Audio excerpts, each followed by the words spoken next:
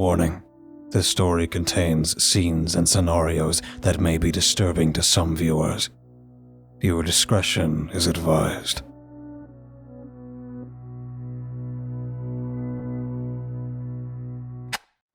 They called us the Miracle Generation. It's a well-known fact that our town has always struggled to have children. Nobody knows exactly why, but fertility problems have always been an issue. It's not like our population is dwindling. People were still born from IVF or shipped into town through a government program to create families. Mom had moved to the US with her parents when she was 20 years old, abandoning her Aussie family and starting anew. After finding the program, she was paid enough cash to put her into early retirement, and all she had to do was pick from several guys and make a family. I know that sounds very dystopian, and you would be correct in thinking so. But what else were they supposed to do? Children were seemingly not allowed in this town. And when, by miracle, they were somehow allowed to exist, they lasted maybe 3 or 4 days. Mom said I was a miracle baby. It wasn't supposed to happen because women in our town were supposed to be barren. So when an entire class of babies came out of nowhere, that is what our town named us. Miracles. I was born first, followed by my twin brother a day later, and then my sister a whole year later. I think my mom wanted to stay safe with 2 kids before she tried again, and lo and behold, she had Noah. We learned in school from an early age that we weren't technically supposed to exist. Scary to a child, yes. When an adult is prodding a whiteboard and repeating the words shouldn't and impossible, you are bound to get freaked out. Though the town was skeptical of us. There were those before us, babies who were born and given names and identities and already had parents falling in love with their bundle of joy, only for each child to die one after the other from a mysterious illness no scientist could identify. It became pretty obvious that our town was cursed. Mom told me from the first few days after I was born she wasn't allowed to hold me in case I spontaneously combusted in her arms or grew 3 heads. Yes, there is documented evidence that babies have spontaneously combusted or grown inhuman-like limbs before dying. Mom wanted to make sure I was actually real and not some cruel illusion. That went for all the babies in town. We were all taken to the hospital and placed inside a sort of quarantine room. They expected us to explode or die suddenly, but when we didn't, we were given back to our parents. Mom used to regularly put in our birthday cards, "I'm glad you didn't explode," as a joke. She had an odd sense of humor, but I thought it was cute. I have 17 years worth of birthday cards all saying the same ridiculous passage. Happy, insert age here, birthday, Mara. I'm glad you didn't explode. Anyway, this supposed curse came back to light several days ago, when out of nowhere, Seth Daniels killed his parents. And I don't mean kill like he burns the house down with them in it or poisoned them in their sleep. I mean kill. According to the town newspaper, my mom is always feverishly reading, the bodies were mutilated, like an animal had torn them apart. I knew Seth. I'd known him since we were little kids. He lived across the road from me. Seth regularly invited me over to watch Power Rangers and would enthusiastically sing and dance to the intro. Seth loved his mom and dad. I mean, he did as a kid. I would see him playing with his father in their front yard. And when he grew up, yes, he distanced himself from his parents, because being cool with your mom and dad is lame. I would still see him accompanying his mother to the town center to buy groceries or sitting in the yard playing his Switch, pretending to laugh at all of his dad's dad jokes. Seth wasn't a bad person, and he definitely wasn't a victim of some supposed curse that apparently still had us in its grasp. It didn't make sense that he would just kill his parents like that. There was no motive, and no real reason for him to do that. Seth adored his mother and loved his father. The town media were radio silent, except for one measly article in the newspaper.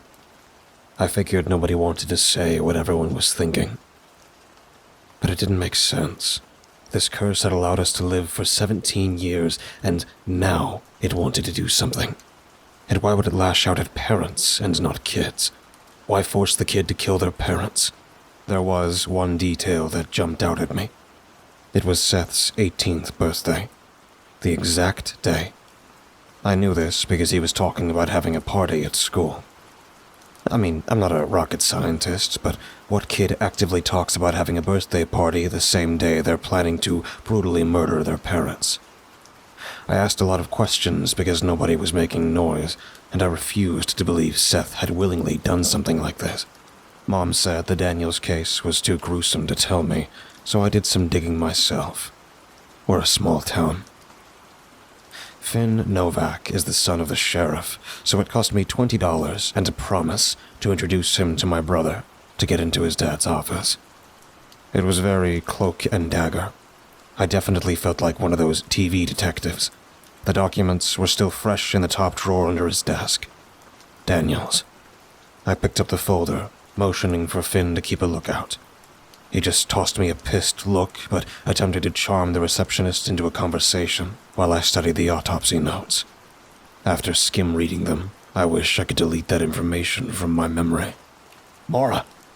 I lifted my head, and the boy was making some pretty intense hand gestures worthy of a Saturday morning cartoon. You crazy? Get out of there! Before I could answer, he pointed behind him, his eyes wide. My dad's coming, he mouthed. Nodding, I stayed calm, despite my dancing gut. I took several photos of the notes before swiftly leaving the room and closing the door behind me. It's not like Finn expressed any interest in what I was looking for, but he did sit with me on a bench in the middle of the town square, a Starbucks latte balanced on his lap. So? He leaned over, peeking at my phone, loudly slurping on his straw. What's the verdict? Did he kill them? I had a hard time answering without bringing up my meager breakfast. Yes, I said, staring at the photo on my phone's screen. Mom was right. The autopsy notes were gruesome because there was barely anything to perform an autopsy on. In my mind, Seth had maybe stabbed his parents, but in reality, he had ripped them apart. In the notes was a detailed description of the remains, which weren't much. A single torso and a head. That was it. Both victims were Sonia, 38, and Oliver, 39, Daniels. The images were black and white, and I could barely see them. Just 2 square photos at the end of the notes, but they wouldn't leave my mind. A single head and a torso. That was what was left of Seth's parents, which meant somehow he had the strength to rip them to shreds. I was already thinking it when I passed my phone to Finn, who hissed through his teeth. Holy fuck, he muttered, passing me his empty cup, squinting at the screen. Crazy asshole actually butchered them. He didn't butcher them, I managed to get out, despite knowing I was in denial. I couldn't defend Seth when the evidence was right there in black and white. Having not just killed them, but dismembered them in a way no human, even a genius serial killer, could. This was more animalistic. The more I was thinking about it, the sicker I was getting. It wasn't until my mouth was filled with vomit and I was on my hands and knees, choking up my guts, that the gravity of the situation slammed into me. If Seth Daniels hadn't killed his mom and dad out of nowhere, was that fate going to take me, too? It must have been the curse. There was no other explanation. I didn't dig into the rest of the investigation because I was terrified of finding something I didn't want to. Murder motivated by emotion and motives is awful, yes, but can be understood. It's been studied since records began why we kill. But when it comes to a separate force taking control of your will and forcing you to kill, that's when there are no real answers. Only questions. Our town has been plagued with an invisible force that had taken away our children. Could it be that we have angered it? By being born, had we somehow pissed off this all-seeing God? It was only several days later when my mom told me Seth had been taken to the juvenile detention center and didn't even get a court case. He admitted it automatically. "Yes, I killed my mom and dad," were his words when he was forced from his house with his arms bound behind his back, a pair of Ray-Bans hiding his eyes from the world. His words were so cruel, so unforgiving, and yet spoken with an emotionless drone. He didn't care. Watching him being swarmed by town's news crews from my window, Seth almost resembled a celebrity. The way he was shoved through flashing lights and microphones, Seth Daniels hated attention, usually. If he was picked to speak in class, his cheeks would get bright red, and he'd stumble his way through the passage, trying not to cry. The boy I saw was not my neighbor. This version of him held his head high, his movements swift and robotic as he calmly jumped into the back of an awaiting SUV. Despite seeing all of that, despite seeing Seth seemingly uncaring in front of the cameras, I knew he would never do something like that. I know murderers turn out to be the most unexpected people, friends and family, those you grew up with and trust, but there was something about the Daniels case that I couldn't get out of my mind. Mom told me to forget about it when I started asking her questions about this so-called curse and how exactly I was born. Over dinner, I asked a few too many before she dropped her fork onto her plate, startling my twins sitting across from me. Electronics were not allowed at the table, but Freddie was the more favored child, so the rules didn't apply to him. It stung a little, but I couldn't really blame Mom for being obsessed with her only son. Apparently, she had been told she had 2 daughters, and out came Freddie, so he was a surprise to her. Freddie was such a surprise that he got what he wanted for his birthdays, while Noah and I were stuck with the hand-me-downs. His nickname was Golden Boy, because apparently he could do no wrong. I was sure if he murdered me in my sleep, Mom would give him a candy bar. Freddie and I were fraternal twins and looked nothing alike, but that didn't stop Mom attempting to dye my hair when I was little, so I would have Freddie's red locks. I have natural brown hair while he has a redhead, and Noah is blonde. Normal people would question that, but in our town it was pretty normal for kids to not like their parents due to the lengths people went to have kids. I have heard rumors that the miracle generation was created from witchcraft, but the person who spread that rumor also thought the earth was one giant tomato. It was the first time since learning about the curse as a kid did I start to actually question it, much to my mom's disdain. Freddie had already told me to cut it out with the questions, kicking me under the table, but once I was asking them, I couldn't stop.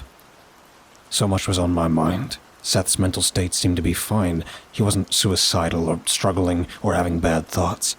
At least, that's what it seemed like from the outside looking in. "It doesn't make sense," I had said for the 3rd or 4th time, well aware I was hyper-fixating on this. "Why now?" I forked pasta into my mouth, ignoring my twins' glare. "If we're cursed, why wait a whole 17 years later?" "Maura." Mom cleared her throat. Her lips paused on the rim of her wine glass. When Dad worked late, Mom pulled out the wine. We weren't supposed to tell him.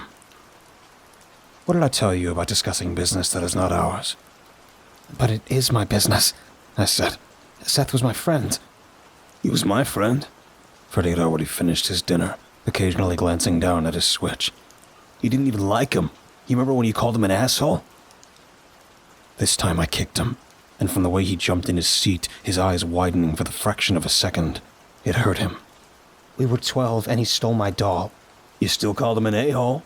Freddie said in a sing-song voice, his gaze flickering back to his game. "I actually played with him, and he only paid attention to you because he wanted to play on your DS. "You called him a big-nosed freak," I spat back. "So did you." Noah, our more well-behaved little sister, ducked her head to hide her laughter. "That's enough." Mom, who was halfway through a bottle of wine, slams the glass down on the table. Her eyes found mine. "Maura, if you ask one more question about the Daniels case, I will take your phone for a week." Freddie snickered, but she slapped at him too. "That goes for you too." She stood up. "I'm going upstairs. Whoever's on the rota, please clean the dishes and make the kitchen tidy before your father comes home. Freddie huffed like a child, folding his arms. What about Noah? He gestured to her. She was laughing. I was not. Noah squeaked. I could tell by the sudden noise which escaped my brother's mouth our little sister had joined me in my assault. Mom didn't reply, taking her glass of wine and the whole bottle and slinking upstairs as usual. We were used to it. Every night when Dad was at work, Mom abandoned us at the dinner table and did the same ritual she had been doing since we were little kids. Armed with nothing but wine and a candle, Mom would lock herself in her bedroom until the early hours of the next morning. When we were 10, Freddie and I attempted to sneak in and see what she was doing. But at that point, and that late into the night, Mom had fallen asleep on the floor, the candle still flickering away. That night was the same. Mom disappeared all night, and I took it upon myself to clean away the dishes. Freddie went to hang out with friends, and Noah practically goes brain dead once she's on TikTok. Mom had a strict rule. No matter what, we had to hand our phones in at 11 p.m. every night. That included all electronics, including switches. In fact, she went as far as to switch off the outlets in our rooms, so that meant no late-night games of Mario Kart. I thought we would eventually be able to grow out of the rule, but no. We were 16 and 17 years old and still had to hand over our phones like preschoolers. Freddie was, of course, the golden boy, so he had left his phone and switch on the kitchen table before leaving for his friend's house, which Mom also said wasn't allowed, but I guess that rule didn't apply to him. I was sitting on the kitchen countertop, frowning at my phone screen, reading and rereading through the Daniels autopsy notes, when Noah let out a shriek. The time was 11:01, which meant Noah was already breaking the no phone rule. I jumped off the countertop, pausing to throw my phone next to Freddie's before the thought hit me. Why was my first automatic thought to put my phone down? I tried to pocket it before a pulsing pain suddenly ignited between my fingers. I felt an electric shock, only lasting a few seconds, maybe not even that. My phone slipped from my hands, but not before the lights above flickered before going out completely, leaving me in darkness. Fuck. The warm glow of the hallway outside confirmed just the kitchen had short-circuited. Mom had always been antsy about technology altogether. She only got us phones because we begged, and Freddie had bought his Switch himself with cash from his part-time job. My gaze found my mostly okay iPhone lying face down on pastel pink tiles. I reached to pick it up before that same pain, this time writhing up my index finger. Mara. Noah's squeak came from the lounge. I found her sitting on the floor, her phone in her hands. Her eyes were wide, her lips stretched into a grin. Look, she whispered. Following her gaze, my sister was grasping her phone. I saw nothing interesting. She was watching a YouTube video, some kind of video essay on serial killers. What? It's charging. At first I had no idea what she was talking about before my gaze found the charging symbol at the top of her screen, a lightning bolt indicating the charger being inserted. But when I followed Noah's pointer finger, I glimpsed her iPhone charger on the other side of the room, still plugged into the outlet. Noah was shaking with anticipation. Wait, that's not even the best part, she squeaked. Look what happens if I let go. My sister dropped the phone, and the symbol disappeared. She picked it back up, and the charging indicator flashed. Initially, I thought she was playing some kind of trick, but she did it again and then again, and I realized I wasn't seeing things. The phone was charging itself without a charger. Noah, being Noah, automatically thought she had some kind of superpower. My little sister jumps to her feet and strode over to the television, prodding the screen only for nothing to happen. Then she tried the lamp on the stand and the PlayStation 4. Nothing. I admit I was kind of excited for maybe a full minute before I realized there was most likely a scientific explanation, and there it was. According to an article I found online, yes, electronic devices can charge their batteries through various methods without being plugged into a source of electricity. What all the different methods have in common is that they absorb energy that is in some other form. heat, light, vibrations, radio waves, etc., from the external environment, and then convert the energy into electrochemical energy that is stored in the device's batteries. Still though, according to the author of the article, it usually wasn't enough power to make a difference, so I had Noah's phone actually been charging. I watched the percentage jump from 10 to 16%. I put it down to a malfunction. It made sense if I really thought about it. The next day, however, did not make sense. I was still half asleep when I awoke to my brother looming over me. What is it? Freddie waved the phone in my face. Just read it. I did, skimming through the messages, each one sending my gut hurtling further and further into my throat. There was a sea of gray messages from the recipient, and only 2 messages in blue from Freddie. Skinned of flesh. It was gnarly. Miss Kane fainted, and my mom had a fucking panic attack. Skull completely pulverized. I can't believe I saw this shit, man. What the fuck?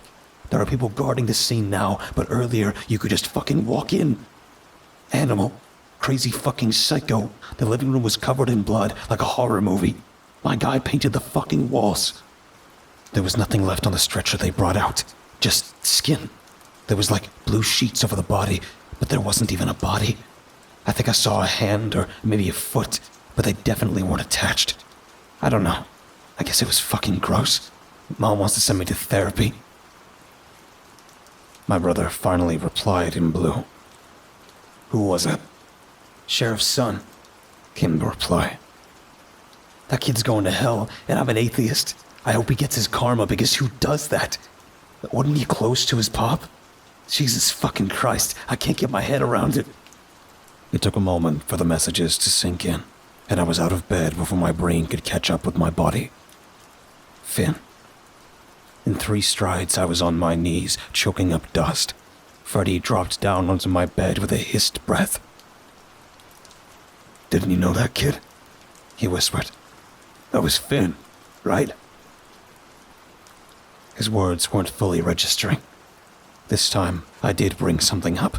Something sour and slimy sputtering from my lips, my stomach heaving. You okay? No. Do you want me to help? No. I swiped in my mouth, but it kept coming. This time, bouts of stomach lining filled my mouth. Did you check? I managed to choke out, spitting out vomit. Huh? Did you check? I said slowly, spacing out the words, to see if it was Finn. Oh, yeah. It was him, all right. The cops already caught him. Apparently he was trying to make a run for it. Freddie sighed. Maybe he was scared.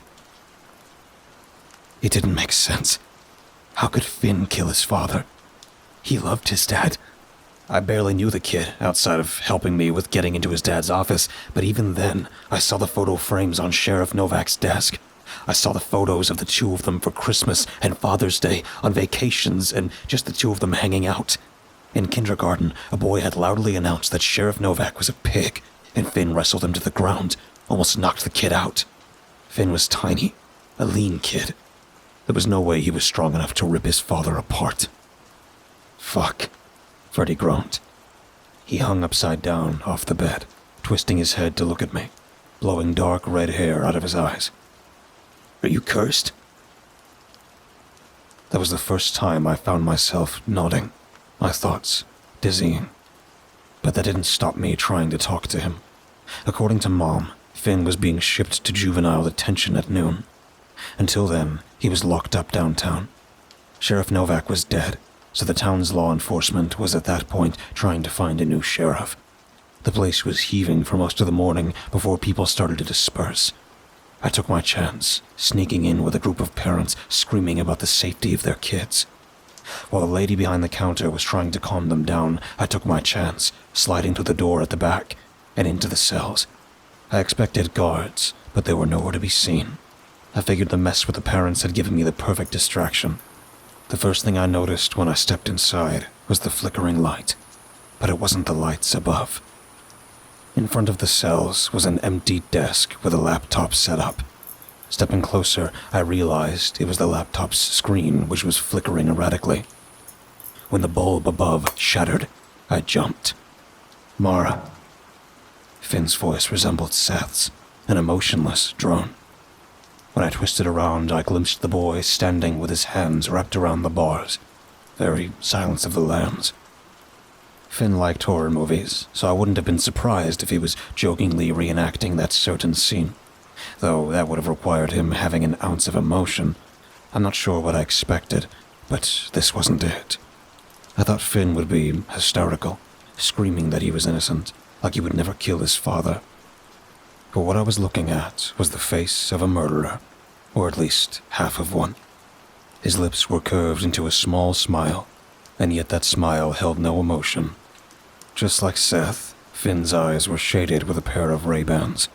These ones looked more expensive, clashing with a simple short-sleeved tee and jeans, both of which were stained in his father's blood. When I opened my mouth to speak, his arms dropped to his sides. "Aren't you gonna wish me a happy birthday?"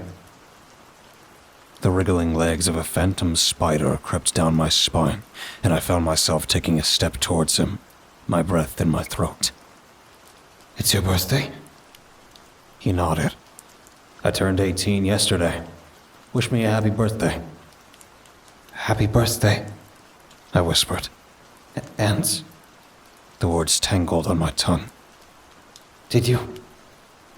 "I killed my dad," Finn finished for me, in the exact same tone as Seth. No empathy, nothing to suggest he regretted what he had done.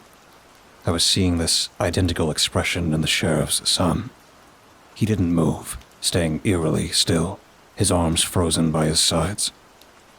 I pulled out his lungs and cut off his head. I skinned him to the bone and dumped his guts in the toilet bowl to hide him.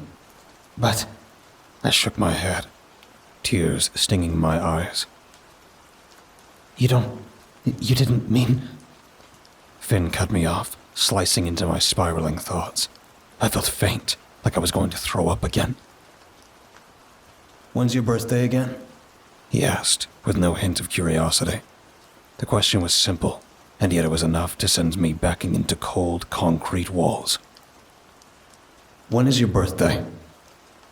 "Why?" His expression didn't waver. "When is your birthday?" "June 23rd, I answered through a breath. Finn didn't move for a moment, before slowly slipping off his Ray-Bans. I thought he was doing some dramatic reveal, like he was some character in a noir film, and was going to describe in detail just what exactly he had done to his father, but instead, his arms slipped to his sides, the sunglasses dropping to the ground and revealing where his eyes used to be, now twin caverns of pooling darkness, which somehow still held glitters of life. I couldn't stop myself. I was taking steps towards him, peering into the dim light of his cell. And yes, I wasn't seeing things. Finn's eyes were gone, plucked from his skull. From the trauma around both of them, the removal had been forceful. "Happy birthday," he said, in that same dull, toneless drawl. When I drew back, he bent down and felt for the glasses, grasping hold of them and sliding them back on. "For the 23rd, I mean." Finn pressed his face against the bars, this time with a manic giggle which came out of nowhere. His expression was still vacant, yet his lips split into the grin of a man who had murdered his father in cold blood and did not give a fuck. "I'm looking forward to you joining me." That was where I left him. But before I could shut the door, his chilling words followed me. "And your brother." Finn's laugh turned hysterical, almost inhuman, and I could hear the sound of him slamming his head into the bars. "Don't forget your brother." I was immediately dragged out of the sheriff's office and lectured by Mom for a whole 2 hours. But sitting in my living room with my mother yelling at me, with half of the precinct surrounding her, I couldn't get Finn's words out of my head. It was when Mother was gesturing to me, her lips moving but no sound coming out, when I snapped out of it.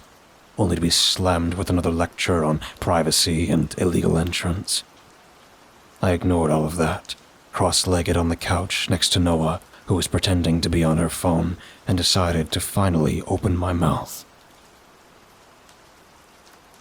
"I think it's a curse," I said, cutting into Mom's third or fourth threats regarding my phone privileges.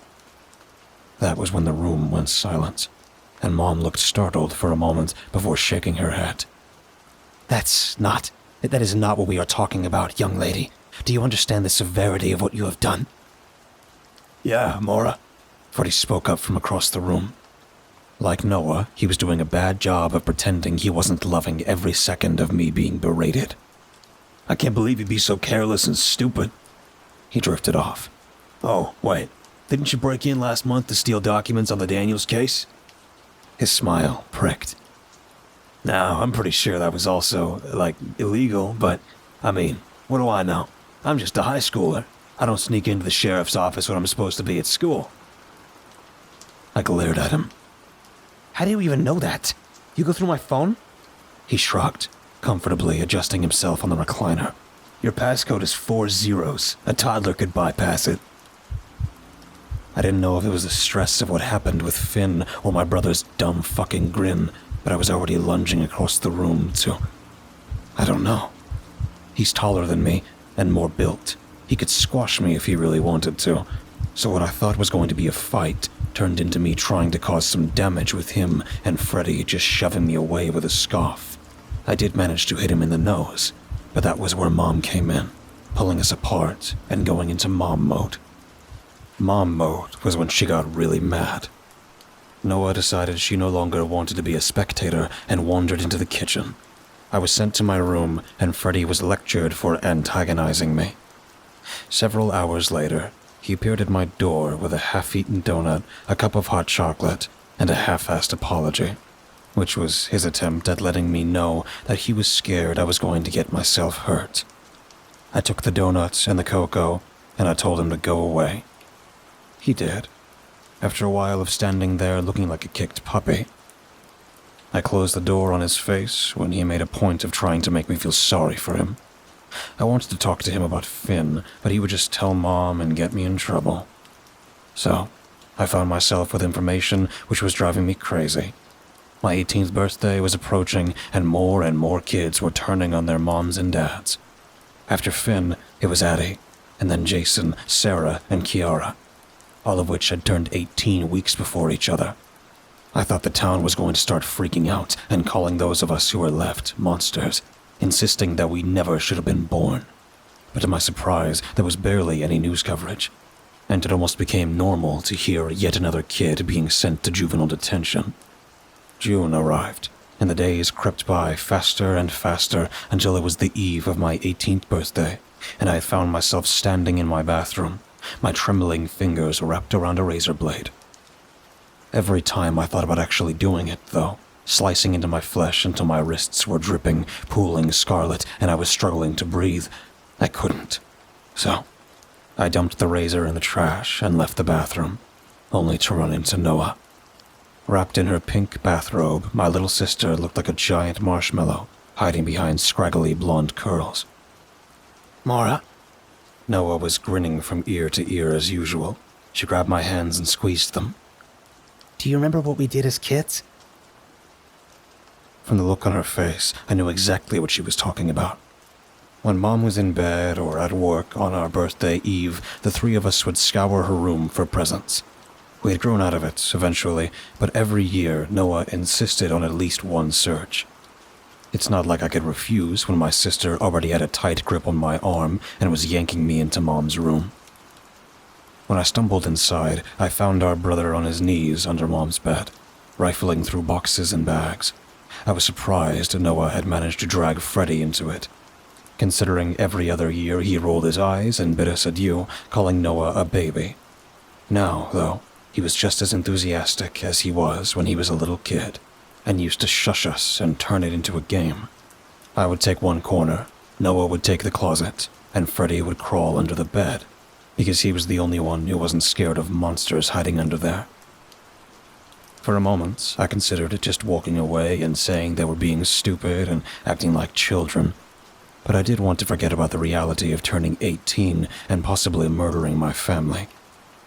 In a way, I guess I wanted to be a kid again. So, just like when I was 5, I wandered over to the furthest corner to search for presents which did not exist. I knew they didn't exist because Mom gave us cash every birthday inside our card. Still, though, it was fun to search and have that childlike magic come over me again. The thrill of pulling things aside and delving inside boxes for hidden treasures, dolls we wanted, or the newest games console. To make Noah happy, I shoved a few things aside, finding myself smiling. Mom was always bad at hiding our presents. I was about to make that comment when Noah squeaked in delight. I found something. When I twisted around, she was already partially inside the closet, one foot sticking out, her head buried in Mom's clothes. It looked like she was grasping onto something. Freddy, who had crawled out from under the bed, straightened up, shooting me a look. Really? His eyes said. Aren't we a little too old for this? We are. I mouthed back. His grin transported me back to when we were 9, and the two of us had collectively found 5 wrapped gifts, and had spent an hour shaking them to try to figure out what they were. But there was also that glimmer of excitement in his eyes. When he joined Nona in front of the closet, the two of them managed to heave out what looked like a large box.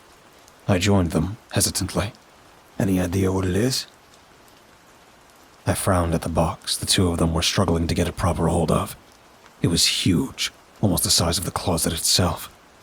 When Freddy and Noah had managed to balance it, the 3 of us stepped backwards to take it in, and immediately something cold slithered down my spine. First, it was the state of the box. Old. The cardboard was rotting. Noah shrieked when a mountain of bugs crawled out of the flaps. Looking closer, it looked to be a box for a toy or a doll. But when I squinted, the box was open. It had been open a long time, and the more I looked, I was feeling progressively sicker. There was something tainting the cardboard, an old red painting the flaps and inside the thing itself. I was suddenly aware of things happening way too quickly for me to understand. A blur of movement to my right, which was Freddy dropping to his knees and vomiting everywhere, and then Noah's figure stumbling out of the room. I could hear her screams. I could see my brother retching, but I couldn't tear my eyes away from the front of the box, because on the front of the box was me. Mara. I was seeing a photo of me smiling widely, and colorful words printed on the box saying, "Now grows to full size. Mom's net certified." The printed words on the box looked like a different language, though I was still reading it. Child, trademark. Have you ever wanted your very own child? Well, now you can. Just pull out the cord, and you have your very own son/daughter. I was stepping forward when something moved. Freddy yanked me back, but I was delving inside my brother's closet and finding a much newer box. This one was unopened and occupied. A fully grown, college-aged guy peeking through plastic packaging. This time, I saw the cord like an umbilical cord connected to the thing inside the box, which was asleep. "Freddy," it said, "this time in college." Before Freddy could see it, I shoved it back, stumbling, my heart in my throat. I was frowning at where all the blood was on the second box, staining the bottom, when my brother grabbed my hand and yanked me back. Before I could fully register what was going on, he was dragging me downstairs. I think he was trying to get me out of there, but then he stopped, sort of freezing in place. When I followed his gaze, I found 2 birthday cards set up on the mantelpiece. They were labeled in our mother's handwriting. The purple one was mine, while the pink one was Freddy's. I opened mine up, but instead of a $20 note slipping out, I found myself staring at a countdown being reflected onto my face in red light. 59, 58, 57. Below that. My dearest Mara, I'm so happy I met you, and I was able to call you my daughter. I found you at the age of 17, but you have given me a lifetime of memories I will cherish. You will be running out very soon, and like the other moms, I don't want to see you go. I'm supposed to be giving you back tomorrow, but we have each made a pact. With every child we obtain, every mother and father agreed that sending you back to those people would be terrible. Giving you to another mother would break my heart, sweetheart. I've heard your biological mother has never stopped searching for you, and trust me, she won't find you. So, I'm not going to give you back. I do not support the company I got you from, but I have always wanted a child, and this town cannot have children. I have lost too many inside me to be hopeful. Happy birthday, my beautiful daughter, and goodbye. XXX. I'm not sure what emotions I felt at that moment, but I finally understood why Finn, Seth, and the others had killed their parents. I was wrong. There was a motive. Rage. What the fuck? Freddy dropped his card, his eyes wide. We need to get out. We need to fucking get out of here. Because whatever this thing is, it's gonna blow. My brother shook me. Are you listening to me? We need to get Noah and get the fuck out of here. Going to blow, I thought, dizzily. Had Mom planted a bomb? There was no time to find out. No way to get out. I was nodding along with my brother, trying to find Noah, who had disappeared when it hit me like ice-cold water.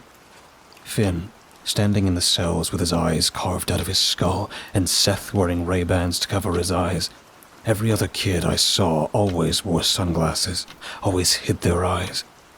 With the countdown reflecting onto the wall, and Freddy screaming at me to find our sister, I wandered into the kitchen, pulled open my mom's prized knife drawer, and picked out the sharpest I could find.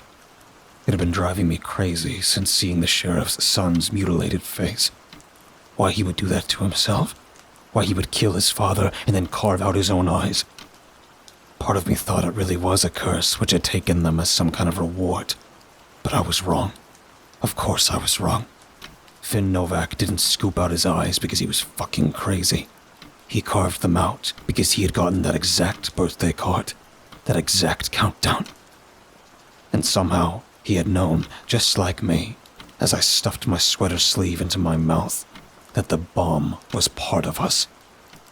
Digging the blade into my eye and jerking it at an angle to sever it, I screamed into my sleeve, managing to choke out through sobs, begging my brother to do the same. The countdown was still in my head, and if I concentrated, I could hear it, the beeping of the thing sandwiched inside me. It could have been either eye or both, but I didn't have time to guess. I was on my knees when I managed to scoop out my eye with the teeth of the knife, and then my fingers. When the beeping stopped, I pressed my face into the kitchen floor and breathed in and out before using my sleeve to staunch the blood pooling down my face. My vision was severed, and I was pretty sure I was going to be blind, but it was better than being blown to pieces.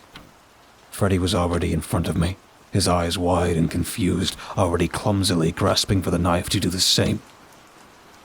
We're okay, my brother said in a hiss. He was already following my lead, biting into my sleeve and hovering the knife in front of his eye. Noah was in the doorway. I could see her shadow, and just seeing her, I knew she was trembling, too scared to come near either of us. I opened my mouth to try and reassure her, while helping Freddy sever the thing inside him, before I heard it first, an audible popping in my ear. Noah screamed behind me, before something warm hit my face, warm and red, and coating my eyes and cheeks. When I swiped startling red from my eyes and face, I found myself staring at glistening scarlet dripping from the walls and slick on the floor. The countertop, everything. I reached out for my brother, who wasn't there anymore. The birthday card, which I had opened, was still on the ground, and I could still see my mother's message, and 18 years' worth of birthday cards came over me. Each one all stating the exact same ironic message. I'm glad you didn't explode. Whatever my fake mother did to get me, I don't care. I don't care if I'm some artificially grown freak who was born at 17 years old. I have already raided my kitchen for the best knives I can find, so I can find my mother and father and fucking kill them.